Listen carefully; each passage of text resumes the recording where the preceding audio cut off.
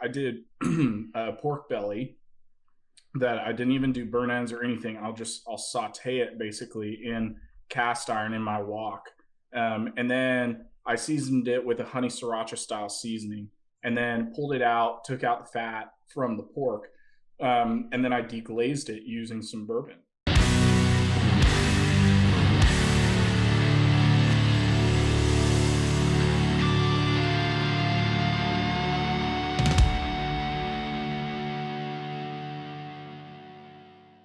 The Fred Minnick Show is brought to you by Michter's and 291 Colorado Whiskey.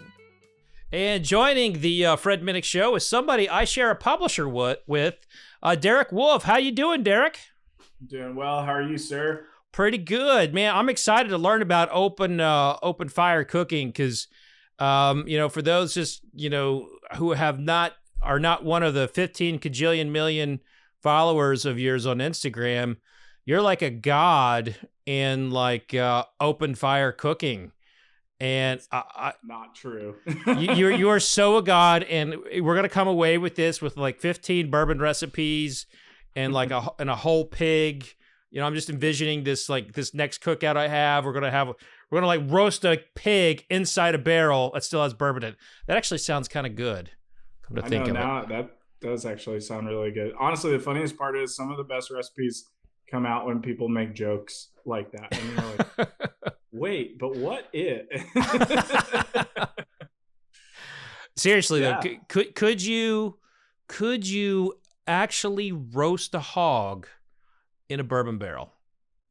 Could it be pulled off? I'm sure you could. There's definitely something that we could do with the bourbon barrel. I've seen some sticky wings that will be finished off in a rotating, they're cooking and rotating over the fire, so it'll be like a standstill fire on the bottom, and then it's just one of those bingo ball kind of rotating cooking rotisseries. And so I've seen stuff like that done.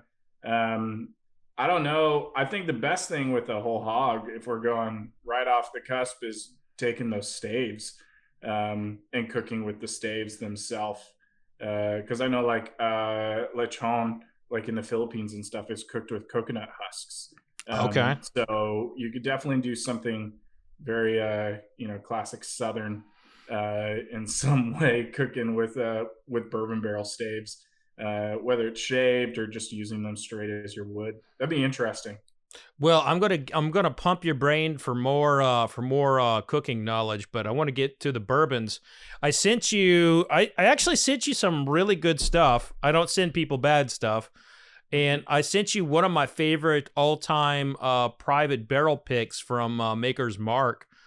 This was picked by the Washington D.C. USO squad, and it's called the Warrior Spirit. So every one of these bottles went to raise money for one of my favorite charities, the USO. And then we have the Nashville barrel. This is a rye whiskey. It's a batch. I think this is all distilled in Indiana. So this is an Indiana rye that's bottled in Nashville, Tennessee. And then we have probably the headliner of today's tasting, and that's Elijah Craig Barrel Proof Batch A121. Given that you have a palate, and you have a taste for bourbon, you will have to decide what your favorite is, Derek. Are you ready? Can you do this? Are you in? I hope so. Okay. All right. So let us begin with the Maker's Mark. Awesome. So Maker's, for a long time, Maker's just made one product. They made, from the 1950s to 2011, they made one product. And then they came out with a brand called Maker's 46 as Bill Samuel Sr. was retiring. And they basically wanted to change the flavor profile without changing the recipe to make Maker's Mark. So they added French oak staves. So the wood, they added wood inserts inside the barrel. And most of the bourbon barrels are made out of American oak, and French oak has more tannic acid. So if you add something, for a short amount of time, that has more tannic acid in it, it can really change the flavor profile. And then people kept asking, like, hey, I want my own private barrel of Maker's Mark. This is something that's been going on for a very long time in the bourbon business, is people have been able to select their own barrels. And they were like, I want my own barrel for Maker's Mark. And they're like, you can't get your own barrel. So they created a stave program that they had, unique staves that was like the 46 stave. And then you could create your own, basically your own recipe. And this is 4 French Cuvée staves and 6 roasted French mocha staves. So now, what is your experience? How often are you tasting bourbon? Do you taste bourbon while you cook? I'm probably in that moderate range. I collect and I have a lot of fun drinking it. Okay. I love tasting a lot of new stuff. But when it comes to like expertise and just knowing specific palates, I mean, I read through, you were generous enough to send me your book, and I was just having a lot of fun reading through some of the flavor notes and noticing, nutmeg forward or just all kinds of that kind of interesting stuff for me. So I definitely love to taste it, but I probably am still a little bit in a more moderate amateur level when it comes. So your journey is just beginning. So what I like to do is there's kind of like a 4-point process for tasting for me. I kind of start with the color. Now, color's not really anything that you can grade on. If you grade on color, it needs to be a low amount, like 5 points at most. But when bourbon goes into the barrel, it's as clear as the water from your tap. So every single day, it is, it's in that barrel. It's interacting with that wood, drawing out that color, getting a lot of the flavor and the aromatic properties. And so when I look at this, to me, it's just beautiful to look at. I like analyzing it. It's not like other types of whiskeys where they can add coloring to it. So Irish whiskey, Scotch, they can add coloring to it. Canadian whiskey, they can add coloring to it. Rum can add coloring. But bourbon is pure. It's straight pure. And then when we nose it, we'll bring it to your nose and kind of draw it with your mouth open. By smelling with your mouth open, you're relaxing your olfactory. You can pick up more than just the alcohol fumes. And then just kind of go side by side. One nostril is always better than the others. And then the best part, you just put it on your palate. You want to feel a little bit on your palate, just kind of feel it walk back. And then, I don't have to tell you how to work your tongue. You know how to work your tongue being a cook. But, a lot of times people just shoot the whiskey and it just rolls back and they never really get the full sensation of it. So you want to feel it on your tongue and kind of feel it walk around a little bit. So here we go. It's our first verdict in.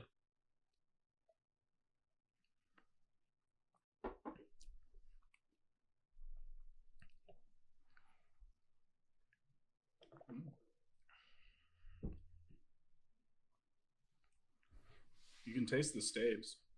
You can taste the customization of it, especially on the back end. There's definitely the bitterness there is really pronounced on this. So there's a lot of, you definitely get a different different style than you say would with Maker's Mark.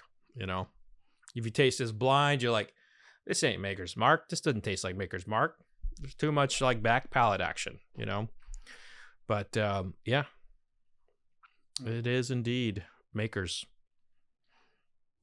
I think that's some of the fun part for me with bourbon, because I have one of my really good friends. His name is Drew Nick. He's kind of my sous chef when I'm doing events and all kinds of fun stuff. But he's very, very, very into bourbon, and he loves doing just complete blind tastings, just like switching it up, putting a BTAC in there and then putting something that you would absolutely never expect, like just straight Maker's 46 or something that's right in that $20 to $30 range. And so it's always fun to just like switch things up, and especially when you don't know what it is, you go in with no preconceived conception on if you are supposed to like it or not. Right. So, do you find any similarities in the flavors of bourbon, and cooking, because bourbon is a very, centralized it's got a set amount of flavor profiles. There's not a whole, you're kind of in this like range here, but cooking, you can kind of go all over. But what do you feel like some of the similarities there are from like when you taste something in this? Well, I think that, it really, when it comes to bourbon, the thing that I tend to gravitate towards is probably something that hits with a little bit more of a sweeter kick in the beginning. But I do love my higher proofs, so I love having that afterburn at the end. I think it is very similar, obviously different tastes, but very similar to specifically seasoning, especially on steaks. You can tell a lot about a person by how they season their steak when no one's looking. Whether it's something that they're just doing straight salt and just classic traditional, they can't do anything else, all the way to being adventurous with their flavor profiles. And so it is kind of funny. I see a lot of similarities with, you understand people's comfort levels, and there's a lot of preconceived conceptions on how you're supposed to eat your food in a lot of ways. Same with bourbon. There's definitely, people, I have friends that like to add ice to it. I have people that will only, have it straight, or just maybe a couple little drops of water to open it up. And so I think that when it comes to flavor too, it's funny because I'll see, like, my friend Drew, he appreciates spicier foods. And somehow he always ends up gravitating towards a little bit more rye style bourbons and rye style whiskeys. So there is a sweetness there, but I always taste a lot of spice when it comes off of the rye. And then the funny thing for me is too, like, I never even thought about the like a nutmeg forward or some of those spiced flavors forward, because when I cook my steak, I'm always doing salt, pepper, and this surprises a lot of people, but I love adding cinnamon onto my steak. So you can get this, it is not sweet at all. It just accentuates a peppery spiced flavor. And so it kind of goes with the way I really love having that after heat on bourbon as well. So I love those higher proofs, 120, 125 kind of proof levels. So I think that there's a lot of similarities in even just specifics, like when it comes to how you just eat your steak, and the similarity in how you like your bourbon. Yeah, I agree with you. By the way, I'm a Mediterranean salt, pepper, and olive oil and chopped garlic on mine, and that's how I roll. But I wrote a book on steak in 2010 for Certified Angus Beef, and I went around the country, going to all these steakhouses and tasting people's steaks. And I was at this place called the Gaucho House in Seattle, and he was serving prime, and he had a peppercorn sauce with it. And I was like, why are you putting any kind of a sauce on a prime steak? And he was just like, friend, just taste it and call me later. I was like, all right, I'll do it.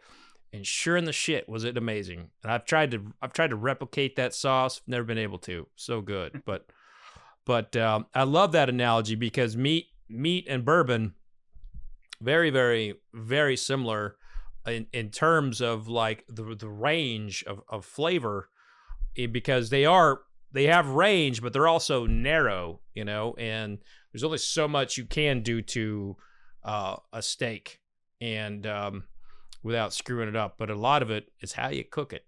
So, yeah. All right. So let's go to your expertise here. Okay. We just tasted this Maker's Mark Private Selection, the Warrior Spirit. What are you grilling with that? What are you eating with that right there? I like the subtle sweetness that comes off of it for me. I'd probably accentuate it even a little bit more with some garlic and peppercorn in a classic. I have a mesquite peppercorn lager seasoning that I infused with beer, but I'd probably do something very similar to that. Garlic, peppercorn, maybe a little bit of herb flavors coming off of that. steak to kind of continue the sweetness. Lots of garlic, but that's also a good answer for just about anything with steak. So I do find that bourbon is a great is a great pairing with steak, but some I have found some to be too sweet up against it, you know? So I like those that are a little bit more savory. Like to me, like a Booker's on steak is a really great pairing because there's a lot of savory notes in there. Yeah. Honestly, I think most of the time when I'm cooking, I'm just consuming the bourbon. So I don't often cook with it. But is bourbon hard to cook with, on the open flame setting? Not necessarily. I think it's really just about how you pair it, and what it pairs well with, and how far can you push the limit. I mean, one of the things I'm going to say early on is I like to test the boundaries of flavor. I like to question if we can do if something's traditional, why can't we do it different? I mean, yesterday I did a pork belly that I didn't even do burn ends or anything. I'll saute it basically in cast iron in my wok. And then I seasoned it with a honey sriracha style seasoning, and then pulled it out, took out the fat from the pork. And then I deglazed it using some bourbon, and adding back in the bourbon, a little bit of honey, some soy sauce, garlic, and ginger paste, mixing that all together. I think it's like quick, fast pork belly burn ends without really being burn ends, since you're just really sauteing it. But the fun part about it for me is that, I mean, pork inherently has a lot of saltiness to it. So adding in that soy and a little bit of honey, and then the bourbon itself, letting that sauce simmer down and thicken, I think that it pairs really well cooking wise. But I do agree with you. I mean, one of the things that I tend to avoid when I'm drinking and eating is wheated whiskeys. I find that they can be a little too sweet for my palate when I'm trying to enjoy something savory, or even something that has a little bit of spiciness to it. They can basically counteract it, and I don't necessarily find that as attractive when I'm eating and consuming. Okay. So that is, first of all, can you give us the recipe for that? Like, can you follow up with me, give me the recipe to that pork belly, and I'll put it in the show notes. Yeah. We'll be posting it actually next week. So. Oh, great. Then we can just link back to it. So I'm like hearing this recipe, and I'm like, first of all, apparently I didn't have a big enough lunch because I'm starving now after hearing you talk about it. But as we go into the rye, I know you said you get to pick up a lot of spiciness in the ryes. We're going to a rye that has that typically it's coming from Indiana, so it's just coming from the MGP Ingredients distillery that has a 95% rye recipe, and there's a lot of like herbal notes that come in with it. Okay. But I would like to find out a little bit about how you got started as like I was saying from the top, being a god of open fire cooking. And I know you're very humble to say that, but seriously, folks, Derek is considered like a god in this sphere, and it's and the timing of it too is like this is your talent coincides with like the lust for visual presentation of food, and man, fire says presentation unlike any other. So how did you get into this great world of cooking on an open fire? Well, I'll tell two things first. One, you don't need to be a chef to do this. I have no formal culinary training. I'm still learning, and I'm totally okay with being critiqued on if I did or do something wrong.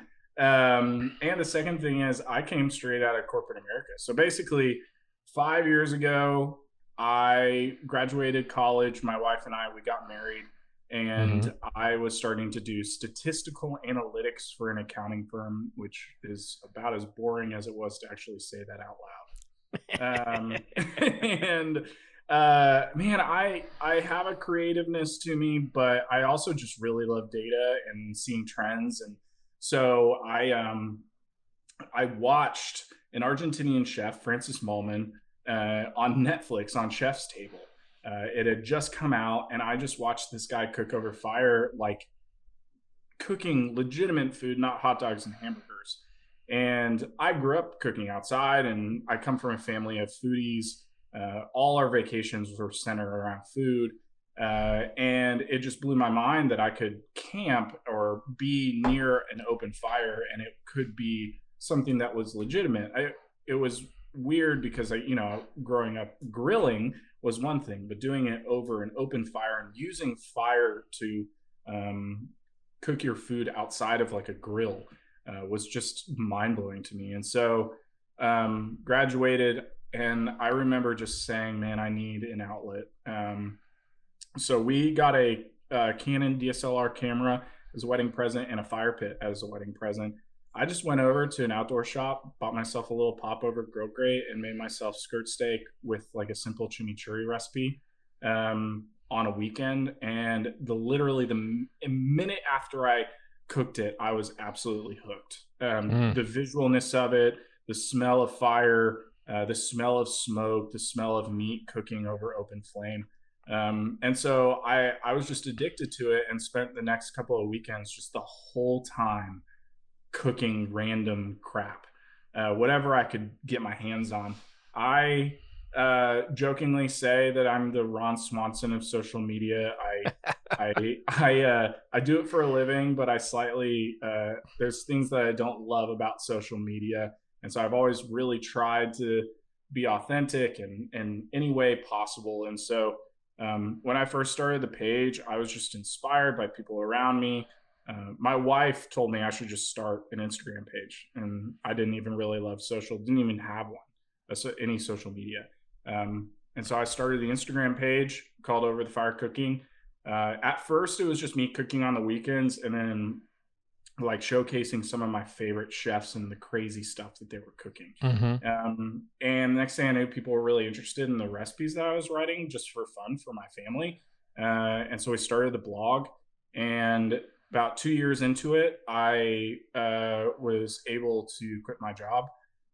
We were not making any money, like whatsoever. There was nothing coming in, but my wife was just like, just go for it. She was so emphatic and supportive. And I went for it. And the next thing I knew, within 2 years, we were able to have her quit her own job. And so we expanded well past Instagram as where we started, but we're on Facebook, YouTube, TikTok, Pinterest, our blog. We write 3 recipes a week. We're doing recipe videos. We're doing tutorials, cooking events, all kinds of stuff. And so it's been a crazy, crazy journey. But no, you call me a fire cooking god. I am not. I'm just a dude that is a pyro and a meathead that cooks in my backyard and drinks bourbon. Well, I mean, I think that's probably why, I refer to you that way, is because you're genuine, right? There's not anything that's fake about you. And, we all know that social media is where fake is on steroids in some ways. And it's like, it's really refreshing for me to see someone with over 1 million followers on Instagram have, to be so real and, to be so in touch with what they do. And by the way, I've spent a lot of time in Argentina, and those cooking, they really do cook a lot outside over open flames. And I remember they, 1 minute there was a lamb over here. The next minute it was on a spigot over there, so they, it's not a good place to be a pig or a lamb, but it's good if you like the good eating. But, thanks a lot for sharing that. As we kind of, let's now take a look at, at the Nashville Barrel Company, small batch rye whiskey, batch 2.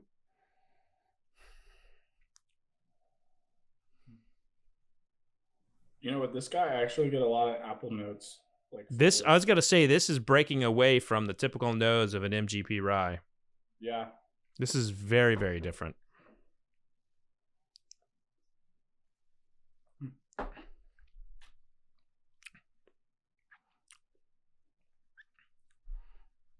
Wow. You hit the nail on the head. I mean, it's Apple City. Yeah. Apple City with some like cinnamon, so it's like a. Literally just about to say that. It's like crazy. Cinnamon apple. Yeah. Not any caramel, not like a weird, not any smooth sweetness. Almost more just like apple pie. Yeah, absolutely. Yeah, this is like an apple pie with a good bite of baked apple with a little dusting of cinnamon there. Just absolutely interesting. Tastes like grandma put a little too much cinnamon right at the end, just like it like kicks right at the end. Like, oh. And grandma's lost her taste a little bit, so she needs more cinnamon on there to be able to taste it. So that's really good. You know, it's funny. I never gravitated towards ryes in the beginning. Maybe I just had bad experiences with them. But the older I've gotten, the more I really appreciate. It's just it's a fantastic flavor that you can drink on pretty much all occasions. You know, it's really good, and I love that spiciness. I find even in my cooking. I mean, as I've been thinking more about the similarities between bourbon and my flavor profiles there, as well as with my cooking. I always get criticized with my friends because I love spicy food, so I'm always adding in some extra spice. And I did a short period of my life in El Paso, Texas, so I was really exposed to some fantastic Hispanic food.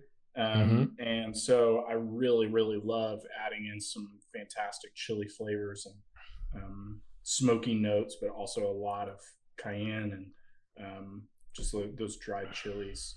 So the ryes have definitely been growing a little bit more on me. Where does picks out some really good ones. Where does smoked paprika fit in your lineup of seasoning? In what way? Like, how do I love to use it? Or... Yeah. I mean, because I'm getting it's coming to mind because I just got a hint of smoked paprika, and I was like, sometimes I put smoked paprika on my steak. I wonder what Derek does with smoked paprika. So, hey, what do you do with smoked paprika?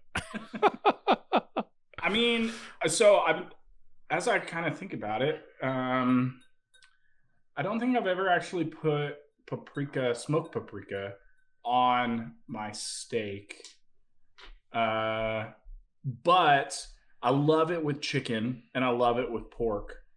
A lot of some of the seasoning inside of my Nashville hot, when I make it at home, will have smoked paprika, as well as a lot like that the pork recipe that I did with that sriracha, honey sriracha seasoning, has smoked paprika.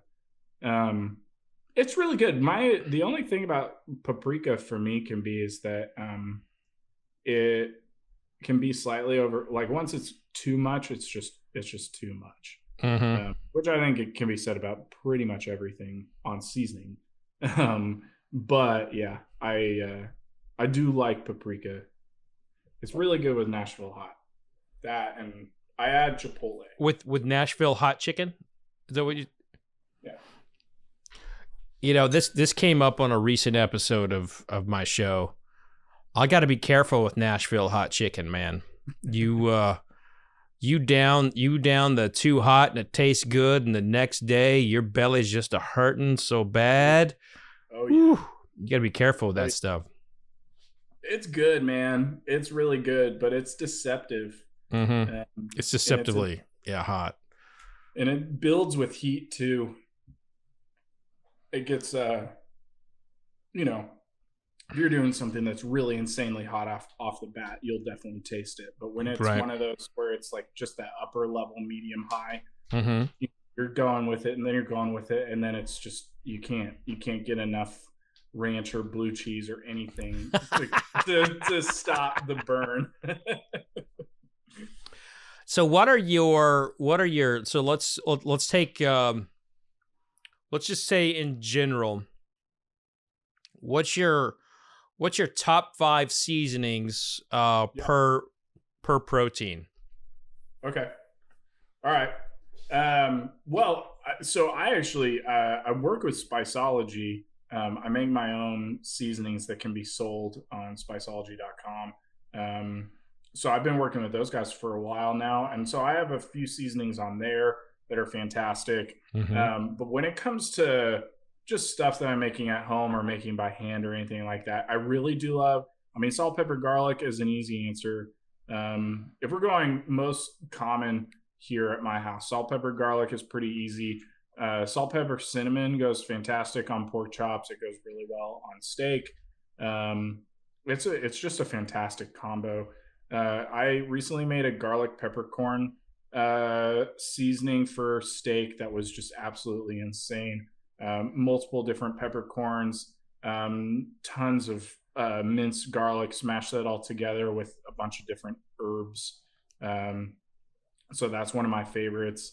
From there, though, we make our own little version of kind of like Cajun style seasoning. I love that on steak as well. Definitely out there. And man, honestly, infused salts just by itself, like just doing some really fantastic infused salts can be really fun. I recently had one of my good friends, Brad Prose, from Chili's and Smoke, come out here, and we made a smoked tequila salt that we add on steak, and it's super freaking good. How do you add the smoke to salt? How does that work? I mean, you're putting it in cast iron and then you're smoking it in your smoker. So it's low. It's kind of like smoked cheese, where it's just very low heat smoke, just trying to get the subtle flavor. And so something like the tequila would just kind of like evaporate out or cook out, or? Well, so we soak it in tequila, and then we would basically strain it, so we get all the tequila off, so it's covered in the tequila, and then we put it in the skillet, and then we smoke it. Yeah. Again, I'm getting hungry.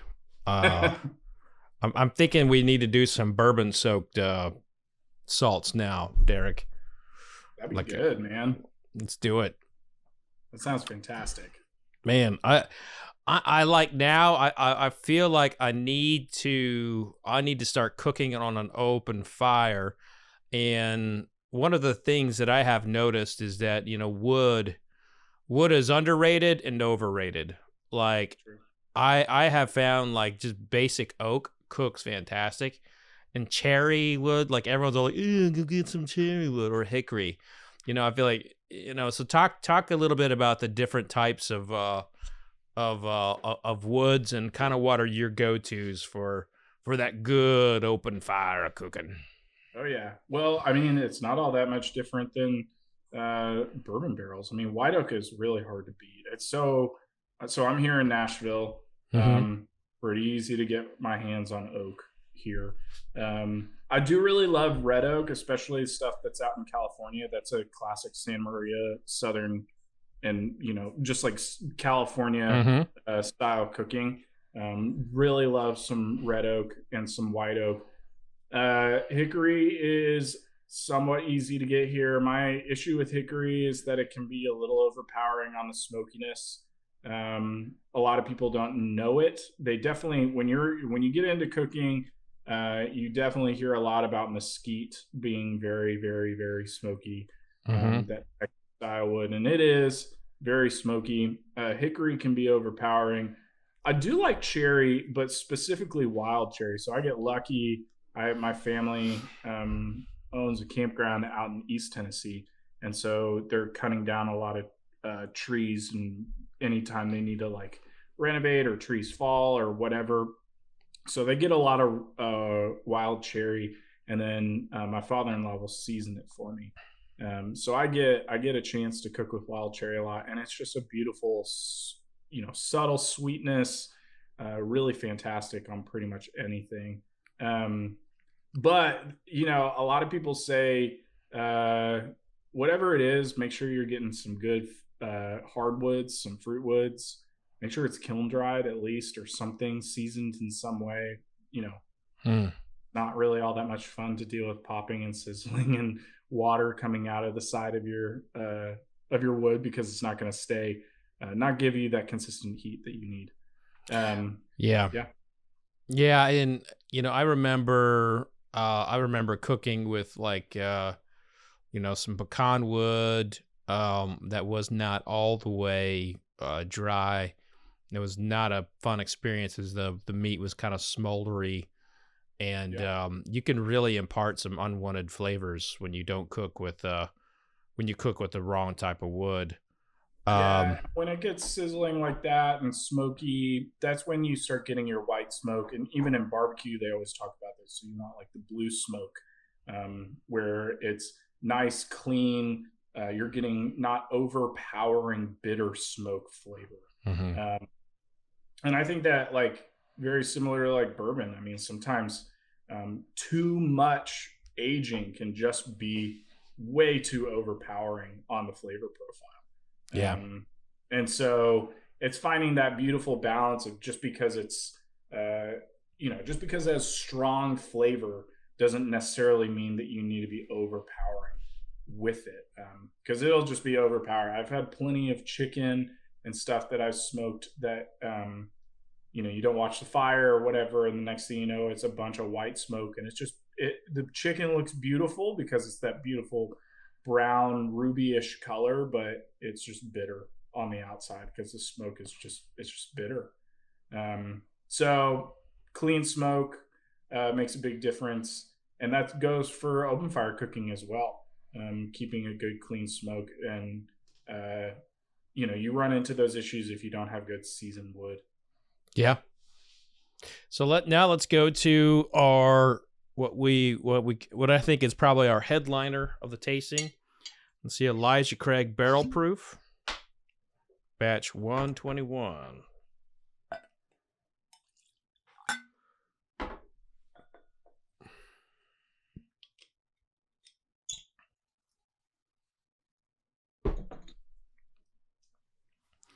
You come with like a barrel proof product. You get you kind of look at that color in all its glory.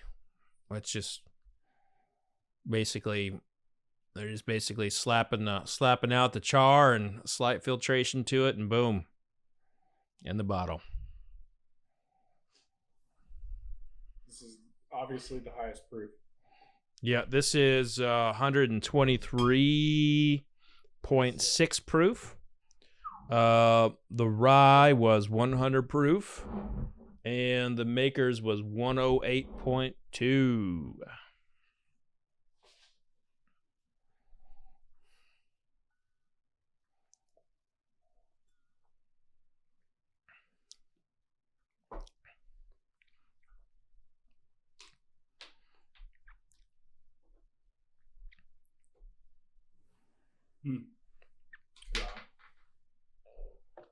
Kind of like a chocolate pecan note there. I really like. Yeah, I definitely taste the chocolate, or maybe almost like cocoa in flavor. Yeah. It's funny. The makers had a distinct beginning palette of, at least for me, grain. The Nashville has a very apple forward flavor, and this Elijah Craig, I think you hit it right on the head with the chocolatey cocoa. That's interesting.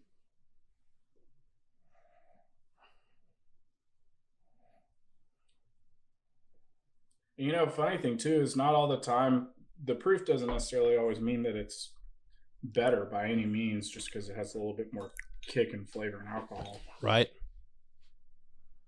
But yet I'm still probably already slightly leaning towards this Elijah Craig. It's hard to beat. That's really good. It's pretty well layered, I mean, it's kind of like, and I tasted this recently too, and it did okay in a blind tasting, but today it's just like, for me, it's really tasting great. Now here's the fun part. Let's go back to the other two. You're only working with one glass, or do you have another glass? Can you go back and can you do a side by side? I can do a side by side. All right, so let's do a side by side. Let's choose our victor today. Okay.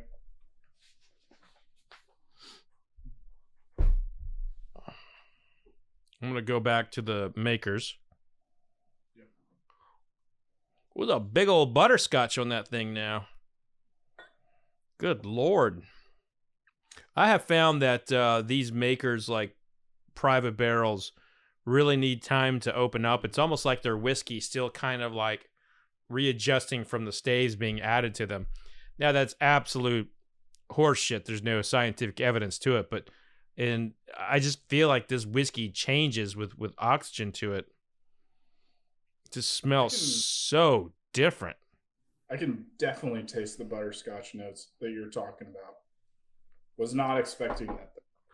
There was part of me that wanted to be like, oh, he's making that up. But because it is funny. I mean, the thing that I've learned with, especially with bourbon or any form of alcohol, even wine and stuff, there are distinctive notes.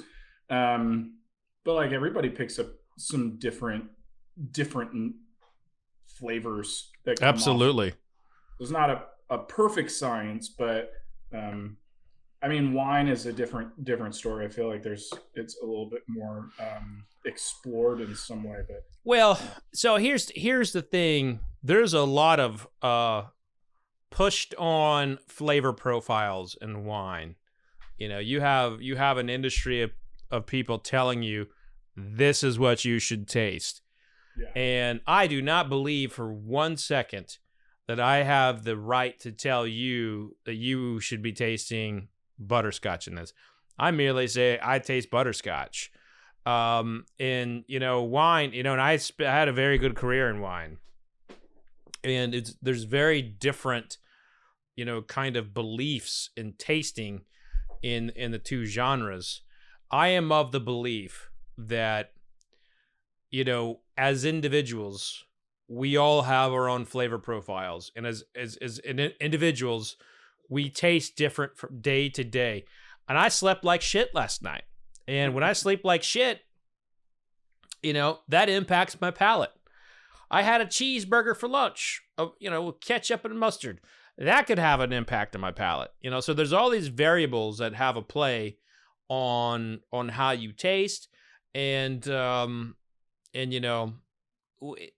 whiskey doesn't change, you change. But that was kind of like my initial point, is that I believe that these makers' products change with oxygen because they're still kind of like bonding, if you will, after being pulled from the barrel, like being in the barrel. So that's why I think that makers like changes a little bit. These private barrels do with some oxygen, whereas the other two will go back to them.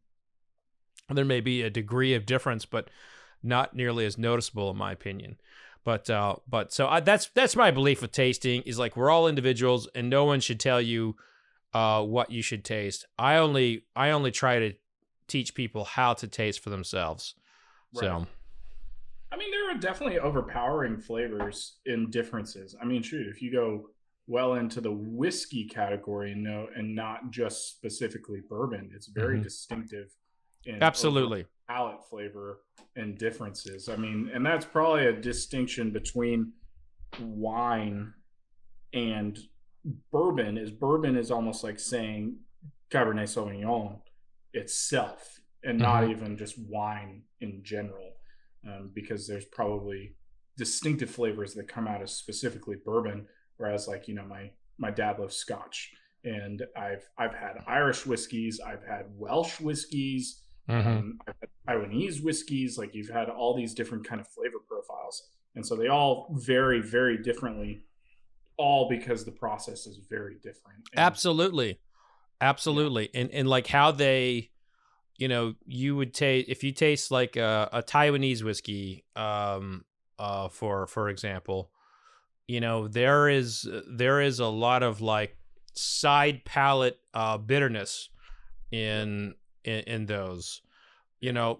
I taste that. Someone else may say there's a sweetness to it. And what I have found is that it's not necessarily about what you taste, but it's where it's hitting your tongue. And like if you can identify how things hit your tongue, then you can break things down better. And that's the big gap in tasting. And unfortunately, the tasting profession and whiskey, there's not a lot of us. And so, and everybody a lot of people have like their own formulas and how they do things. And it's really only been going on since the 90s. But and then there's big burnout ratio in spirits tasting because, I mean, for God's sakes, you're tasting spirits and at some point you're like, you know what? I really don't want to die at 55. So I'm going to cut back today, so there's a health. It's similar. I have to be very careful. A lot of the food that we cook, I get this question all the time. Like, are you eating all that food? I only cook 3 times a week. So I'm sharing different cuts of videos and things like that from old recipes and stuff. But I also live right down the street from my parents and from my brother and sister-in-law. Oh, wow. Yeah. And so we're able to really just share that with all our family. So I think that there's a lot in the barbecue industry as well. We work out consistently. My wife and my wife is a fitness trainer. So staying healthy in an industry that can easily get unhealthy if you're not paying attention to it. Yeah, you're absolutely right. Like, I've been doing this for 15 years, and Derek, I've always been uber responsible with this stuff. But when COVID hit, my ass sat on a couch and drank, like literally I would drink and watch TV, and it just I think COVID took me out of like my responsibility channel, and I'm just kind of getting back into like the workout groove and everything. But I mean, I put on 15 pounds, and I'm a boy that can't afford 15 pounds. You know what I'm saying? I know what you're saying. I mean, I really, really love cigars as well. Same here. Yeah. I found myself, once people started to feel a little bit more comfortable, it would just be like me and my 2 best friends, and we would rotate, like coming over to my place or going over to my friend's Drew, and we would just smoke cigars probably once a week. And I was like, man, this was not the intended how things used to be. It used to be like once a month when we were doing something fun, but there was nothing to, you found yourself with nothing to do, and all the gyms were closed, and you would rather just be with your friends and enjoy the time that you have. And so I think that there was a lot of benefit out of that, enjoying community and stuff, but being responsible in all of it. That's definitely been a trend in attitude, especially as I've gotten larger on socials, just being aware and having your ducks in a row. I mean, I've definitely not been perfect in my whole social media career. I mean, it's pretty hard to do it, especially when it's so, you feel like you're venturing out into blue ocean without anybody telling you every detail and what to expect. But yeah, no, I definitely understand. And I think that it's been fun to kind of grow in that as well. Not to change the subject, but you brought up ducks. Have you ever done duck on an open fire? Absolutely. Tell me about it. What's your recipe? Like, how do you cook a duck on the open fire? Because there's so much fat. It's gotta, like, all the searing. I've got to imagine the flames would be going up. Like, how do you contain the fat? How do you cook duck on an open fire? There's some good ways on doing reverse searing with the duck. So the concept of reverse searing is basically cooking at a low temperature indirectly until you hit internal temperature that you're looking for. So a lot of people have no idea But there are differences between medium rare, the whole 9 yards, well done, all that stuff, of which has shifted dramatically as technology has increased when it comes to better being able to prevent against diseases and all kinds of stuff when it comes to cattle and all kinds of animals has definitely changed. And so it's all about internal temperature. And so I always cook my steaks to about 120, which is about medium rare-ish, depending on kind of what you're looking for. So the idea of reverse searing is basically cooking with no direct heat, and then hitting that internal temp that you're shooting for with duck, which off the top of my head, I can't remember the internal temp with duck. And then when you let it rest, and then you'll sear it really fast. I really prefer to only cook with like duck breast. There's just so much fat. Oh, so you won't do a whole duck. By the way, the internal temperature, according to USDA, for the whole duck is 165. 165. So it all just depends. There's a lot of restaurants that there's a lot of USDA recommendations. I think the USDA recommendation for steak is 145, and that would be considered well done, in my opinion. And so, yeah, with beef, 120 is medium rare, but it shifts too. I mean, shoot, now we're in a place where we're having beef tartare, where for a long period of time, I just don't necessarily think that was a very common way of having, even though it's cooked inside the acid from citric acid. It's just different. And so, like, I remember having an argument with my wife's grandma during holidays because she... Hold on, wait, you're arguing with your wife's grandma? Bro.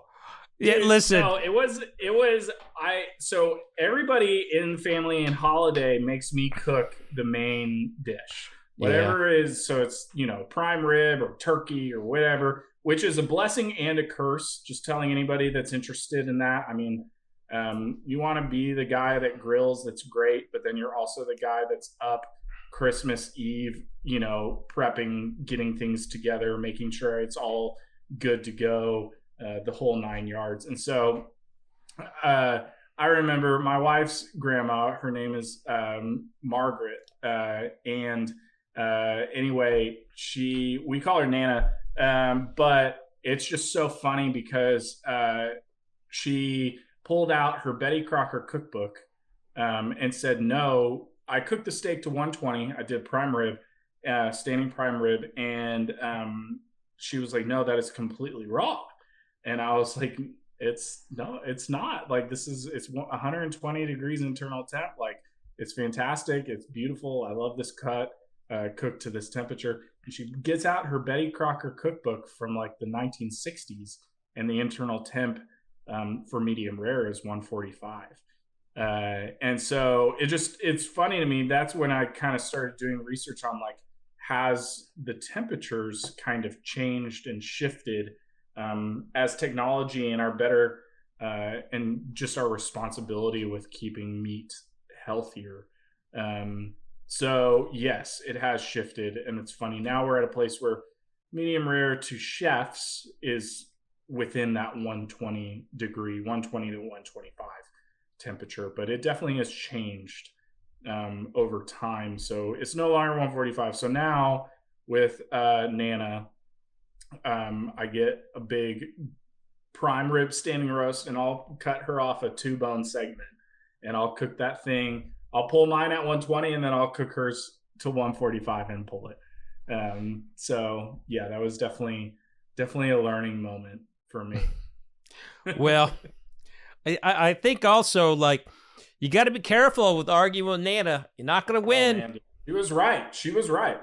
I backed off real quick, especially when she showed me the Betty Crocker. I knew exactly I was in the wrong, and I cooked that thing to exactly how she liked it. And now we know. I've never done that since. That was like 3-4 years ago when I was a new kid on the block. I thought I knew everything, and Nana, she sure put me in my place. That's for sure. Love it. Well, let's take a look at our verdict here. What is your number one whiskey of the day? Oh, first of all, have you had a chance to go back through all three of them? I'm finished. I'm just trying now the Elijah Craig for the second time. I'm going on my second bottle of Elijah Craig right now. I'm going to pour it one more time. All right, there we go. It's good. Oh. So the brown sugar, like it's like opening up a bag of brown sugar off of that Elijah Craig barrel proof.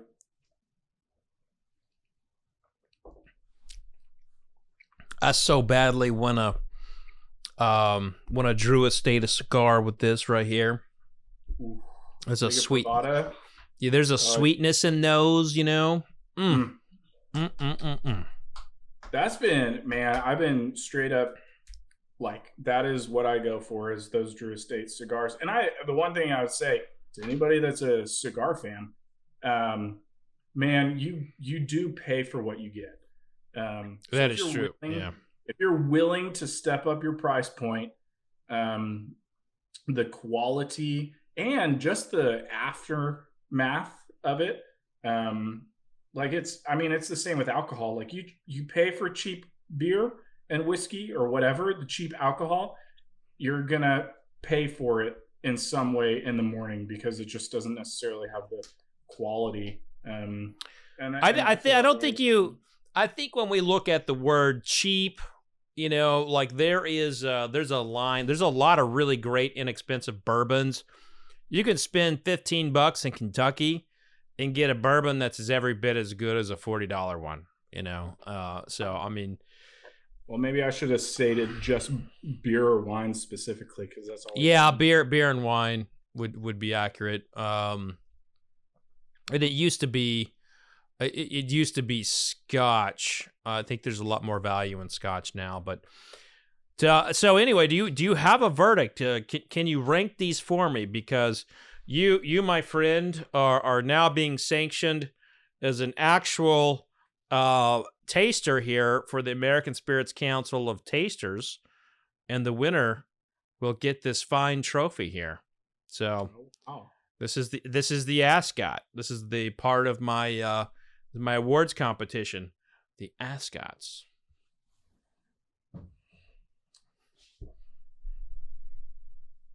Man, I'm gonna go with the Elijah Craig on number one, but I have to say, the Nashville Barrel Rye, the second time through, was very smooth. So a close second, very close.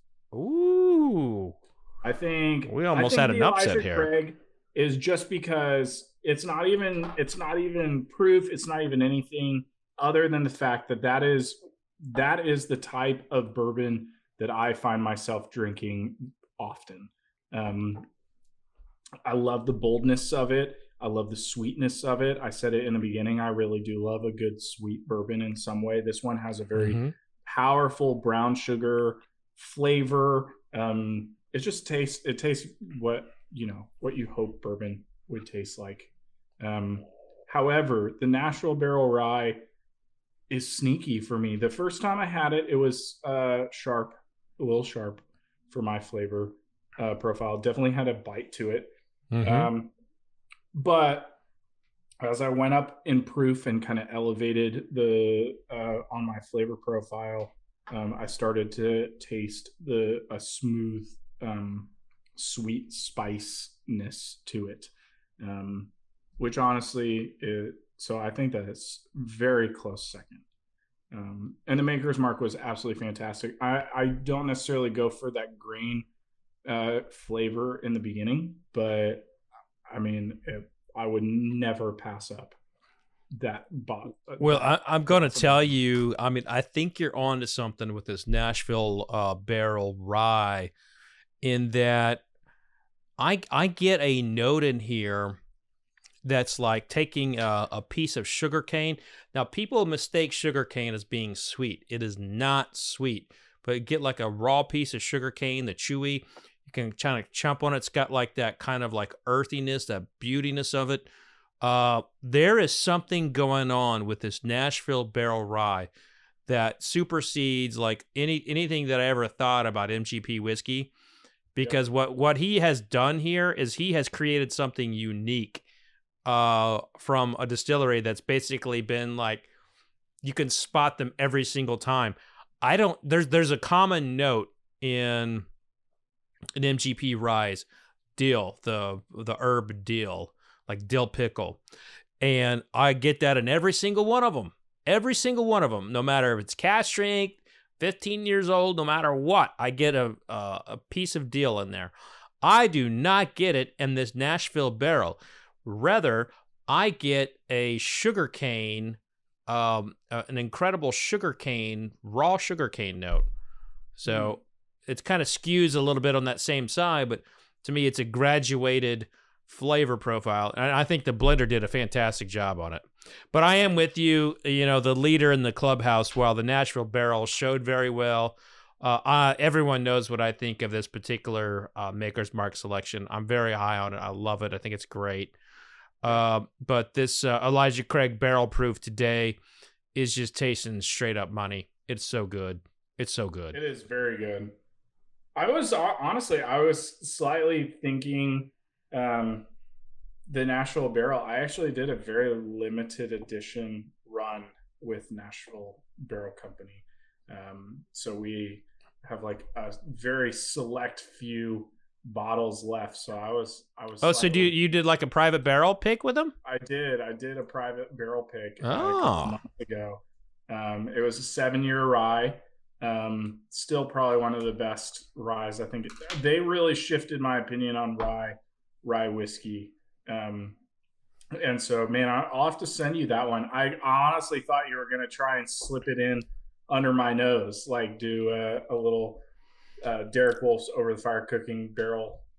Had I known, I totally would have. I would have reached out to the owner and be like, hey. Those guys are great too, man. They're absolutely fantastic guys. Very philanthropic, just generally like fantastic people. But, I'll say this. This is why we taste. We taste, and we all have our own preferences. We all have our own kind of like desires and what we want out of whatever we're eating or tasting. But in moods have a big play in it. There's a reason why I want, after talking to you, like right now, I just want to go throw a big old hunk of meat on an open flame and just throw a little bit of salt on it and just eat it later. I mean, it has that. What about rabbit? Have you ever cooked rabbit on the open flame? No, I haven't actually cooked rabbit. I have a really good friend, Tim Van Dorn, who is out of Alabama, and he has done some rabbit and stuff. But honestly, a lot of game, or a lot of like wild game, elk, venison, all that kind of stuff. I really would love to venture into more. I just didn't really grow up like a hunter or anything, so. I think that I've gone hunting. I've done that, but it's hard to get your hands on elk unless you actually go. Yeah, I think the deal is like you go in with hunting parties. You're not doing the work. You're not doing the work. You're doing the cooking. So they, and then I'm along with you, and I'm doing the bourbon pairings with it. Like I'm seeing like this. I'm seeing like this whole thing now. Yeah. We'll go out to like Montana or something once COVID restrictions get better. Yeah. And we can get all our bourbon tasting. You do bourbon tasting every night, and I'll cook a different weird part of elk. So let's go to the tips part of our conversation. Somebody wants to get into open fire cooking. Yep. Where do they start, and what are some tips you have for them? So I think a good place to start with open fire cooking is if you have no experience with just charcoal cooking. I think that's a good beginning phase for some people. I would say 50% of Americans have experienced cooking on charcoal. It's just, it is real wood, getting lump charcoal itself, not briquettes, but lump charcoal, real wood, great flavor. A lot more control over it because you have a lot of that beginning phase of the fire breaking down and getting it to a good temp is already taken care of for you. I think that that's a good place to start. I also think same with some whiskeys, which also, or with bourbons, and it is kind of funny you bring that up on just like there are fantastic grills or there are fantastic whiskeys that are good prices.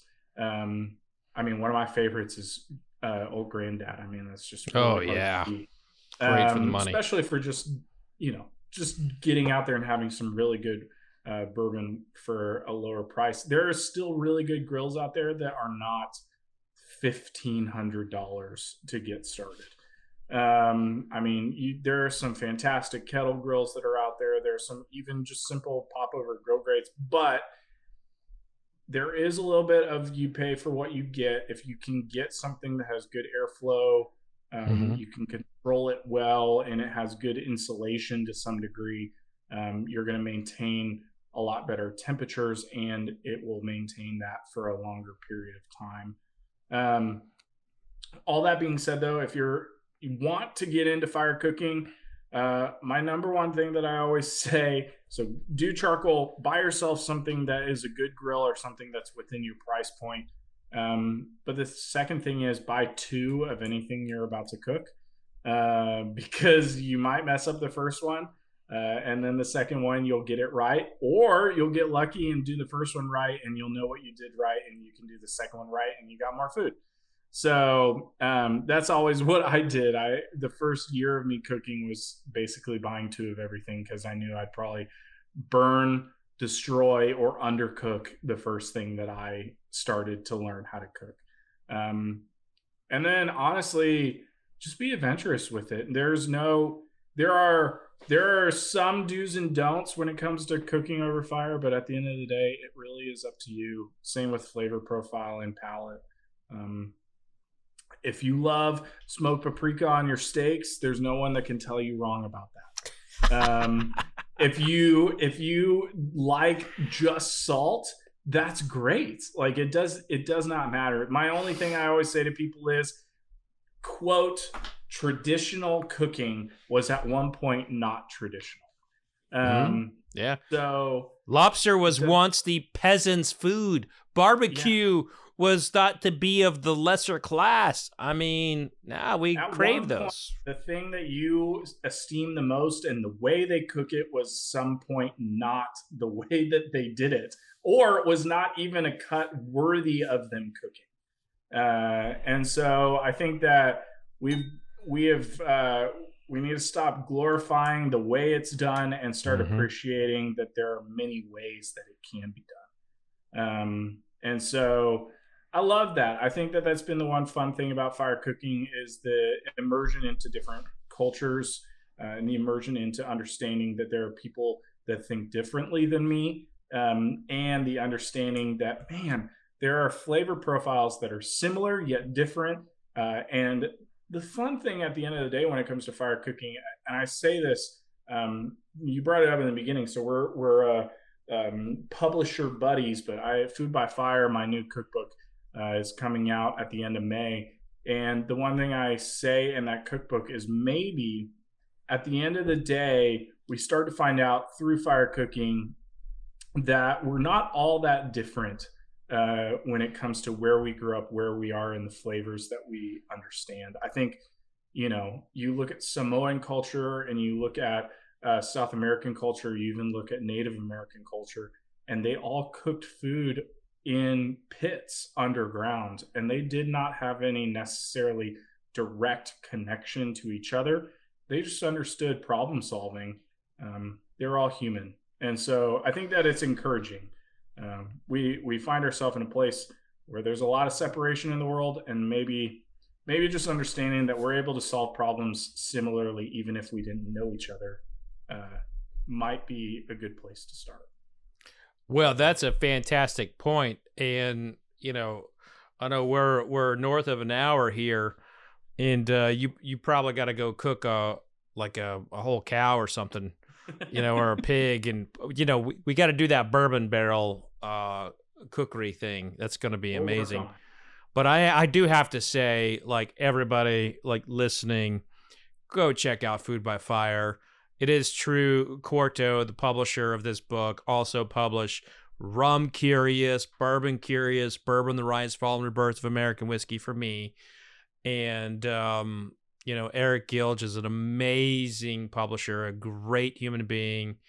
And he connected us for this awesome opportunity, you know, to talk. And like, I want every one of my listeners to go buy that book and post it on social media. You'll find Derek at Over the Fire Cooking on Instagram, and look for Derek Wolf. He's the one with the blue check mark. You know, don't fall for any of the imposters. But I meant what I said from the beginning, my friend. You are a god in open fire cooking. And, you know, what level of god, that's up for you to decide. I just know that you like, if I need something cooked over the open fire, I'm hiring you to do it. So it was really great to chat with you. And I look forward to reading your book. And, you know, most importantly, welcome to the Quarto family of books. Well, thanks for having me on. Absolutely. Man. It's been fun. I love trying different bourbons. I love the idea of getting people out there and learning about flavor profiles and their palates and learning what they like and what they don't like. And I love I love the attitude that the bourbon community has kind of established, and that is empowering people to find what they enjoy and enjoy it responsibly. So I think that's how we roll. Yeah, man. Until you get into the secondary market, then there's a whole different attitude. It's there's a whole lot of fuck you in that area. So well, I've definitely avoided that one because I keep all those bottles to myself. So good for you, man. Good for you. Well, hey, I look forward to meeting you in person and sharing a dram and a probably a rib or something. But cheers to you with our pick of the day, and that's this Elijah Craig barrel proof pick. It was you already drank your second glass. My goodness, you're on that thing. No, it's talking about health. I definitely drink my fill when it comes to bourbon. Well, here's the thing. You know, they say it could be good for you. So, cheers, my friend. Accept that, whether it's scientific or not. Cheers. Cheers. And remember, vodka sucks.